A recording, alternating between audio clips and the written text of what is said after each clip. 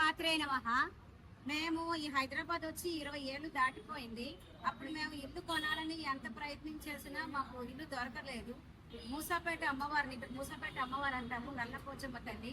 ఇక్కడ దండం పెట్టుకున్న తర్వాత వెంటనే మాకు ఇల్లు అనేది దొరికింది. ఆ తర్వాత మళ్ళీ ఇంకో ఇల్లు కూడా కొన్నాము. చాలా మహత్యమైన దేవుడు. అంతేకాకుండా ఏదైనా జాగా కొనాలనుకున్నా, లేకపోతే అద్దెకి దిగాలన్నా, అట్లీస్ట్ మన నివాస యోగ్యానికి ఏదైతే అనుకూలంగా ఉంటుందో అది అమ్మవారు దారి చూపిస్తుంది. అయితే మన ప్రయత్నం అయితే మనం చేయాలి. మనకు అనుకూలంగా ఉన్నది, మన బడ్జెట్ లో ఉన్నదే ఆ అమ్మవారి చూస్తుంది. అంతేకాదు మాకు ఇలా మహత్యం జరిగిందని తెలిసిన తర్వాత మా వారు చాలా మంది ఆఫీస్ లో కూడా చెప్పారు. వాళ్ళందరూ కూడా కొనుక్కున్నారు. వాళ్ళు దగ్గర 40 మంది వరకు ఉంటారు, 40 కుటుంబాల వరకు ఉంది.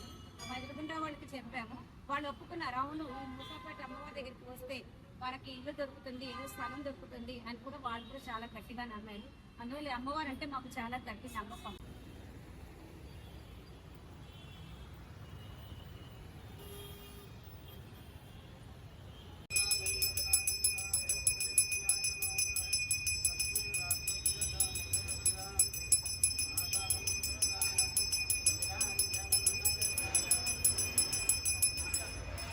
సో నమస్తే అందరికి. ఈరోజు మనం మూసాపేట్ నల్లపోచమ్మ టెంపుల్ దగ్గరికి వచ్చేసాం అనమాట. ఈ గుడి అయితే 2026 లో రీకన్స్ట్రక్ట్ చేసినారు. సో ఈసారి బోనాలు అయితే ఇక్కడ నెక్స్ట్ లెవెల్ ఉంటాయి అనమాట. ప్రతి బోనాలు అయితే ఆల్మోస్ట్ దగ్గరకు వచ్చేసింది. టెంపుల్ కూడా ఆల్మోస్ట్ రెడీ అయిపోయింది. సో ఇక్కడ మనకి టెంపుల్ మేనేజ్మెంట్ ఉన్నారు, ఒకసారి వాళ్ళతో మాట్లాడి ఈసారి బోనాలు ఎట్లుంటాయి, ఇంకా టెంపుల్ ఎప్పటి నుంచి వర్క్ అనేది స్టార్ట్ చేసినారు, మొత్తం డీటెయిల్స్ అనేది అనుకుందాం. అన్న నమస్తే. సో అన్న, ఈసారి మన గుడి అనేది రీకన్స్ట్రక్ట్ చేశారు కదా, ఎప్పటి నుంచి రీకన్స్ట్రక్ట్ చేస్తున్నారన్న? 30వ తారీఖు 5వ నెలలో రీకన్స్ట్రక్ట్ చేసి పి జనార్దన్ రెడ్డి గారు ఎమ్మెల్యేగా ఖైరతాబాద్ ఉన్న వారి చేతితో విగ్రహ ప్రతిష్ట చేయడం జరిగింది. అప్పటి నుండి రోజు పూజలు జరుగుతున్నాయి. అంతకుముందు పూర్వకాలం నుంచి మా తాతలు మేము మూసాపేట నివాసులము. ఎల్లారావు నా పేరు.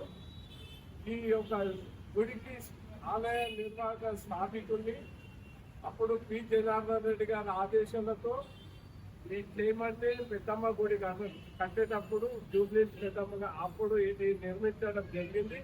అందుకే ఆయన చెప్పడంతో ఆయన చేతుల మీదనే నిర్మాణం చేయడం జరిగింది. పూర్వకాలం నుంచి ఇక్కడ మా పెద్దవారు పూర్వకాలం నుండి పూజలు జరుపుకునేవారు. ఏదన్నా చుట్టుపక్కల అమ్మవారికి గుళ్ళు ఇక్కడ ఈ నల్లపోచమ్మ, శ్రీ నల్లపోచమ్మ దేవాలయం, ముత్యాలమ్మ దేవాలయం, ఇట్లా చుట్టుపక్కల ఊరికి చుట్టుపక్కల ఏది జరగకుండా అప్పట్లో దత్తరు వచ్చేదంట. అది రావద్దని ఈ గుళ్ళని స్థాపించి ఆ పెద్దవారు పూజ చేసేవారు. అప్పుడు సంవత్సరం చేసేదానికి మరి మేము నిర్మించినాక మరి పెద్ద ఎత్తున ఇక్కడ బోనాలు ప్రతి సంవత్సరము సికింద్రాబాద్ మాంకాళి పూజలు అయిన తర్వాత బోనాల తర్వాత మాది గురువారం బేస్తవారం రోజు పెద్ద ఎత్తున ఈడ బోనాలు ఇంటింటికి అన్ని గుళ్ళకు ఒక్కొక్క ఇంటికి 5 గుళ్ళు ఉంటాయి. 5 గుళ్ళకు 5 బోనాలు ఎత్తుకుని వెళ్తారు మా పెద్దవారు. ఇప్పటికి కూడా సాంప్రదాయం జరుగుతుంది. మరి ఇక్కడ పూజలు ఉదయం నుంచే, గురువారం ఉదయం నుంచే 6 నుండి పెద్ద ఎత్తున బోనాలతో దర్శనాలు జరుగుతాయి. రాత్రి 11-12 లోపు మరి బోనాలు జరుపుతూనే ఉంటారు. మరి ఇక్కడ తొట్టెలుగా, పోతురాజులుగా మరి బ్యాండ్తో 1000 మంది, ఆ రోజు 1000 మంది కొందరు సిగాలతో రావడం జరుగుతుంది. వాళ్లకు సౌకర్యంగా మేము చేస్తూనే ఉన్నాము. అప్పటి నుండి పెద్దగా కట్టిన నుండి అప్పటి నుంచి చేస్తున్నాం, ఇంకా కూడా చేస్తున్నాం. ఈ మధ్యలోనే మరి ఈ అమ్మవారికి చుట్టుపక్కల ఈ చిన్నగా ఉండడంతో అంత ఖరాబ్ ఉందని భక్తులకు ఇబ్బంది అవుతుందని చాలా భక్తులు చెప్పడం జరిగింది. కాబట్టి మరి అదంతా తీసేసి కొత్తగా ఇదంతా నిర్మించడం జరుగుతుంది. షెడ్ కానీ, ఈ సాలారం గణేష్ గోడలు కానీ, మరి కొన్ని ఇక్కడ ఒక విగ్రహం కొత్తగా చేయడం జరిగింది పాముది. మరి సమాన్ చేయడం జరిగింది. ఈ సాలారం కట్టడము ఈ యొక్క పని వారు తమిళనాడు నుండి వినిపించి చేపిస్తున్నాము.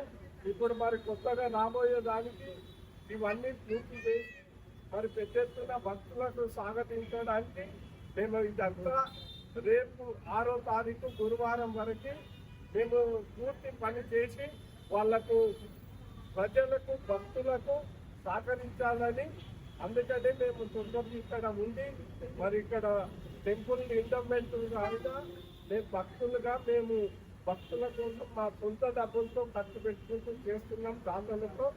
మరి ఇండమెంట్ వారు జయపాల్ సాయి మీరు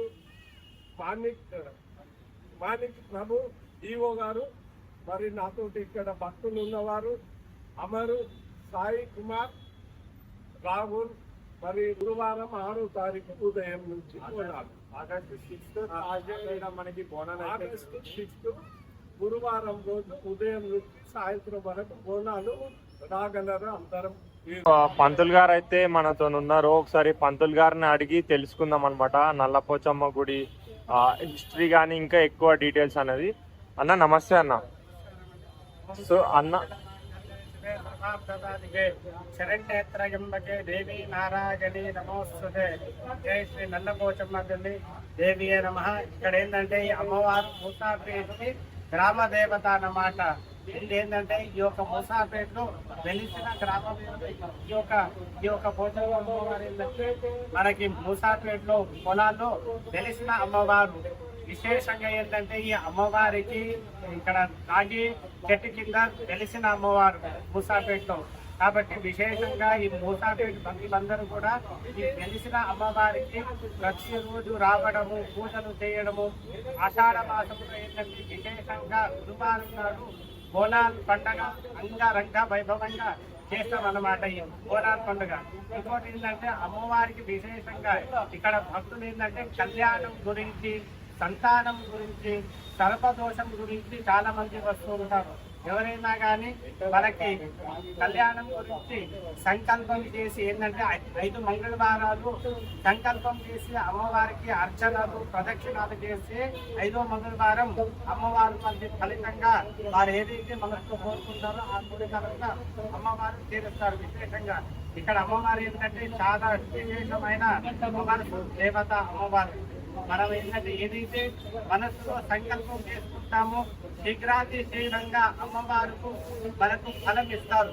మనకేంటంటే ప్రతిరోజు కూడా భక్తులు ఎక్కడెక్కడి నుంచి వచ్చి చెప్తారు, కానీ మనం అమ్మవారికి ఇలా మొక్కామండి, ఇలా మొక్కంగానే వారానికి 15 రోజుకి మన అనుకున్న సంకల్పం అయ్యింది. మన ఈ ల్యాండ్ విషయం గురించి కానీ, ఈ కళ్యాణం కానీ, ఈ ఏదైతే దేశాన్ని ఉంది కదా పిల్లలు చాలా వరకు ఎవరైతే ఇక్కడ వచ్చి అమ్మవారి దగ్గర ఆ వీసా ప్రాసెస్ పేపర్ పెట్టి అంచనా చేసుకుని వెళ్తారు. విశేషంగా వాళ్ళు వచ్చి చెప్తారు, స్వామి మాకు వీసా వచ్చిందండి అనేసి. కాబట్టి అమ్మవారు చాలా విశేషమైన అమ్మవారు.